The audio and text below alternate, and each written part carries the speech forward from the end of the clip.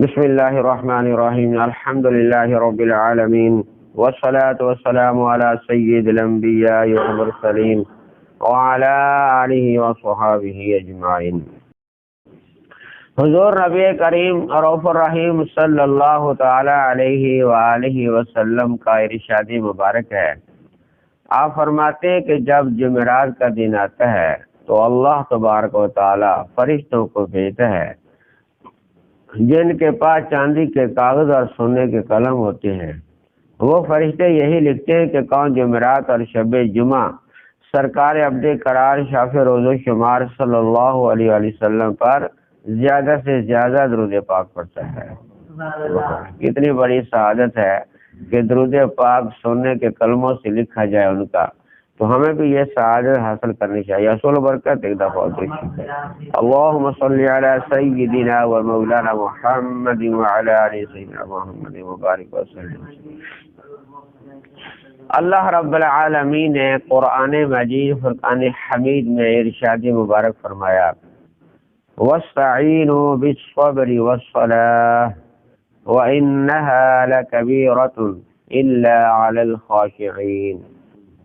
الذين يظنون أنهم ملاقو ربهم وأنهم إليه راجعون۔ اللہ کریم کا یہ ارشاد مبارک ہے، اور صبر اور نماز سے مدد حاصل کرو، اور بے شک نماز ضرور بھاری ہے مگر ان پر جو دل سے میری طرف جھکتے ہیں، جنہیں یقین ہے کہ انہیں اپنے رب سے ملنا ہے اور انہیں اسی کی طرف لوٹ کر جانا ہے۔ تو اللہ تبارک و تعالیٰ نے یہاں نماز کا حکم بھی فرمایا ہے، اور ساتھ ساتھ اللہ تبارک و تعالیٰ نے فرمایا صبر اور نماز سے مدد چاہو۔ وَاسْتَعِينُوا بِالصَّبْرِ وَالصَّلَاةِ، صبر اور نماز سے مدد حاصل کرو۔ اس آیات مقدسہ کی ایک تفسیر یہ ہے کہ اس سے پہلے آیات مقدسہ میں بنی اسرائیل کو سید المرسلین حضور سید عالم صلی اللہ علیہ وآلہ وسلم پر ایمان لانے کا حکم تھا، ان کی شریعت مطہرہ پر عمل کرنے کا حکم تھا، حضور علیہ السلام کی جو شان تھی وہ بیان کرنے کا حکم تھا، اور اپنی سرداری ترک کرنے کا، اور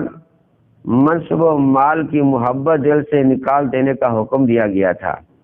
اور اس آیات مقدسہ میں اللہ رب العالمین نے یہ فرمایا ہے، اے بنی اسرائیل، اپنے نفس کو لذتوں سے روکتے ہوئے صبر سے مدد چاہو، اور صبر کے ساتھ ساتھ نماز سے مدد چاہو، یعنی نماز پڑھو۔ اللہ رب العالمین کی بارگاہ سے اگر کوئی ایسا مسئلہ ہوتا ہے تو صبر کرو، نماز اور صبر سے مدد حاصل کرو۔ تو فرماتے ہیں، ایک روایت کے اندر آتا ہے، حضرت قتادہ رضی اللہ تعالیٰ نے روایت فرماتے ہیں کہ اللہ رب العالمین نے یہ جو ارشاد فرمایا ہے کہ وَاسْتَعِينُوا بِالصَّبْرِ وَالصَّلَاةِ، یہ دونوں یعنی صبر اور نماز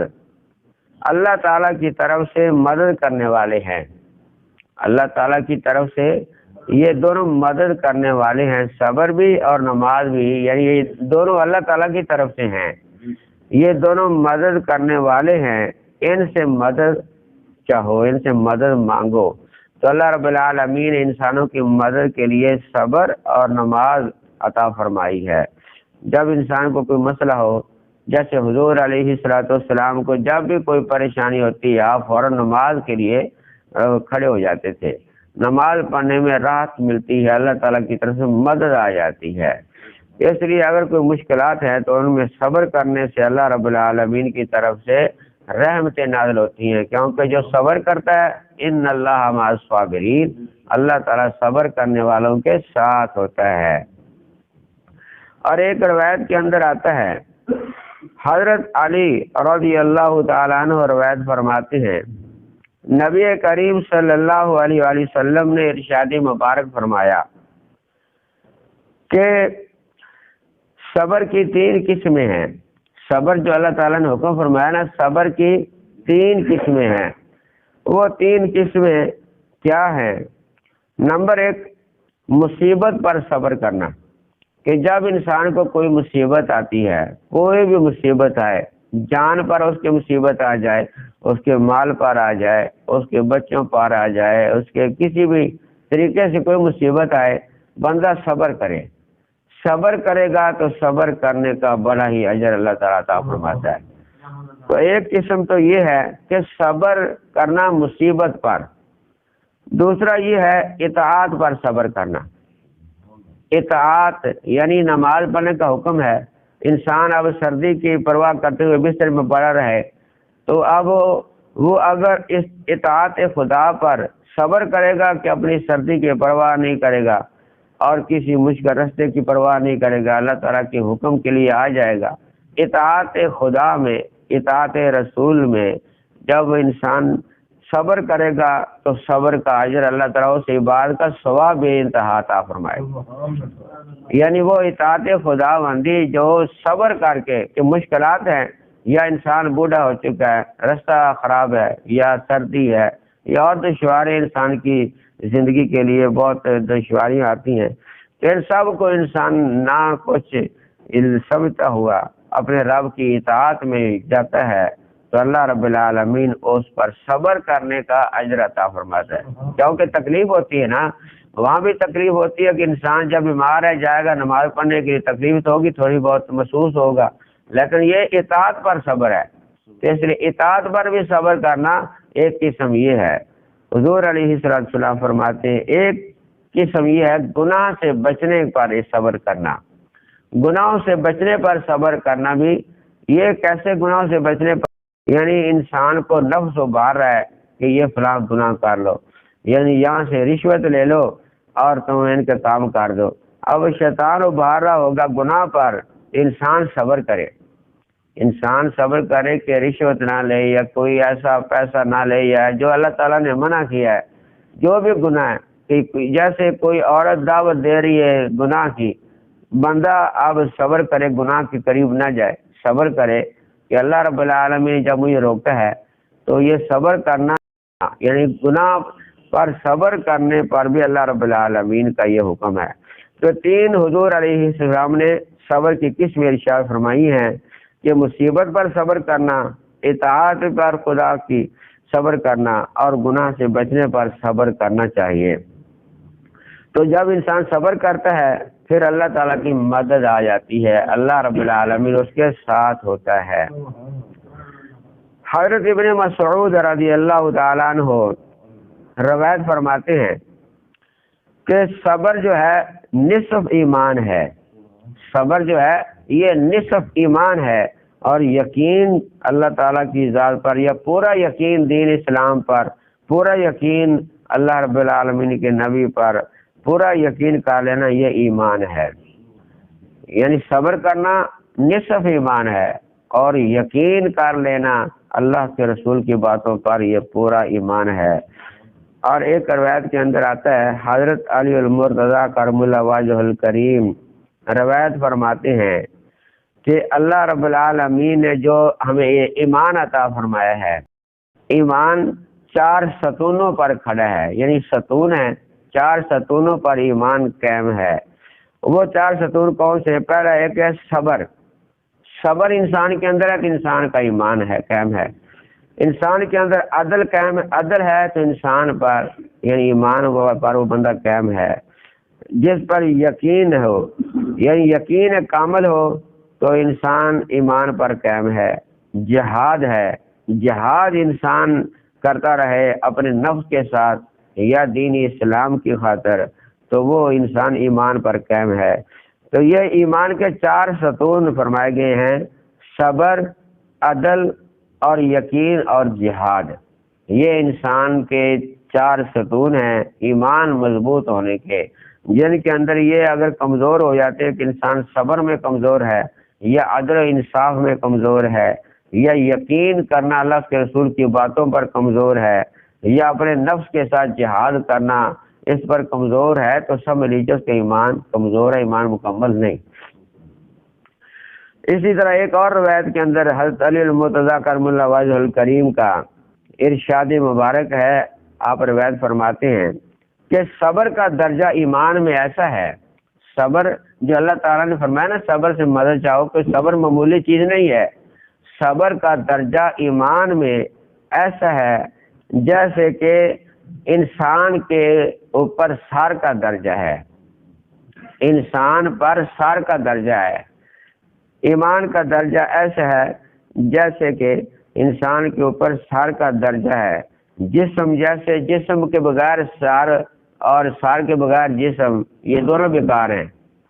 تو فرماتے ہیں حضرت علی المرتضیٰ کرم اللہ وجہ الکریم کہ صبر کا درجہ ایمان میں ایسا ہے جیسے کہ سار کا درجہ جسم پر ہے، جب سر کاٹ دیا جائے انسان کا تو باقی جسم بدبودار ہو جاتا ہے،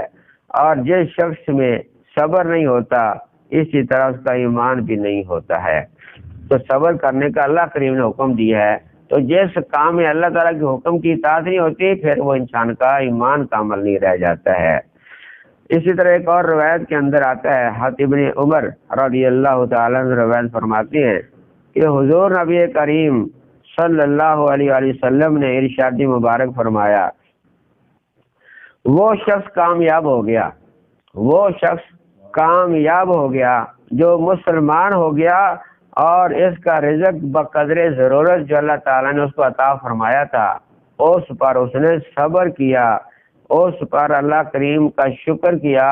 اور اللہ تعالیٰ کی تنہائی میں بھی عبادت کرتا رہا، وہ بندہ کامیاب ہو گیا۔ تو کامیابی کس میں ہے کہ انسان کو جتنا رزق مل جائے اس رزق پر صبر کرے کہ اللہ تعالیٰ نے مجھے اتنا ہی پسند فرمایا ہے تو میں بھی اللہ تعالیٰ کی رضا پر راضی رہوں،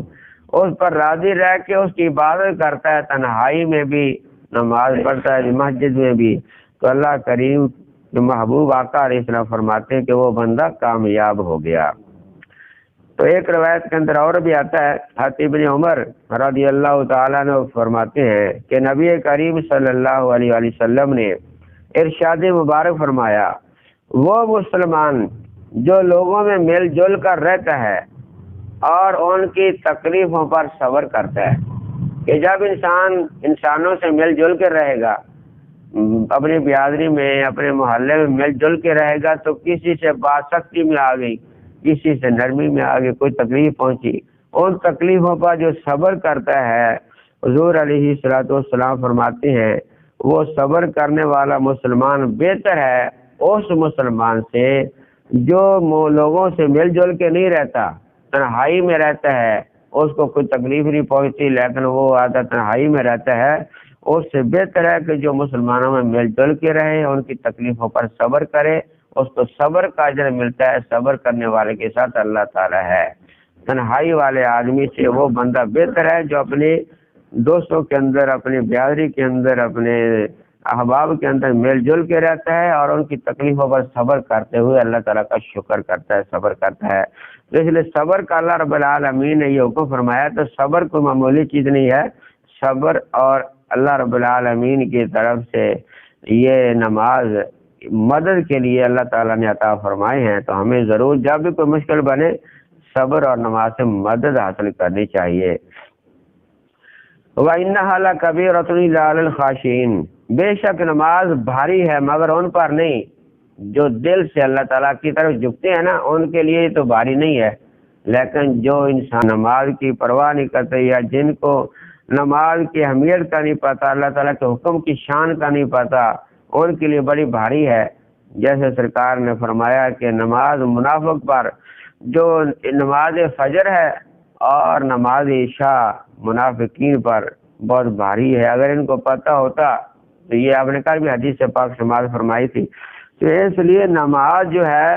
یہ آسان اس کے لیے ہے جو اللہ تعالیٰ سے ڈرتا ہے، جو اللہ تعالیٰ سے ڈرتا ہے اس کے لیے تو نماز آسان ہے، جو ڈرتا نہیں ہے اس کے لیے بھاری ہے۔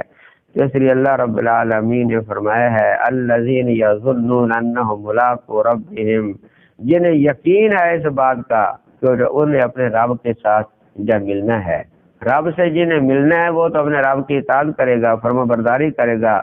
وانہم الیہ راجعون، اور اسی کی طرف ہی ہمیں لوٹ کر جانا ہے۔ جس کے دل میں ہر وقت یہ خیال ہو کہ میں نے تو رب سے ملنا ہی ہے، دنیا ہمیشہ قائم نہیں رہے گی، نہ میں قائم رہوں گا، نہ زمین آسمان، ہر شے ختم ہو کے رب سے یا ملنا ہی ہے، اس ہر بات کا جواب دینا ہی ہے۔ وہ بندہ پھر نماز کی اور نیکی کی کوشش کرے گا، نماز کی فکر کرے گا، ان کے لیے کوئی عبادت مشکل نہیں ہے۔ جو انسان اپنی آسانی سوچتا رہتا ہے پھر اس کے لیے عبادت کرنا مشکل ہو جاتا ہے۔ اس لیے اللہ تعالیٰ نے فرمایا صبر اور نماز سے مدد چاہو۔ تو اللہ رب العالمین کی بارگاہ میں دعا ہے اللہ کریم ہمیں بھی اس پر عمل کرنے کی توفیق عطا فرمائے۔ افضل ذکر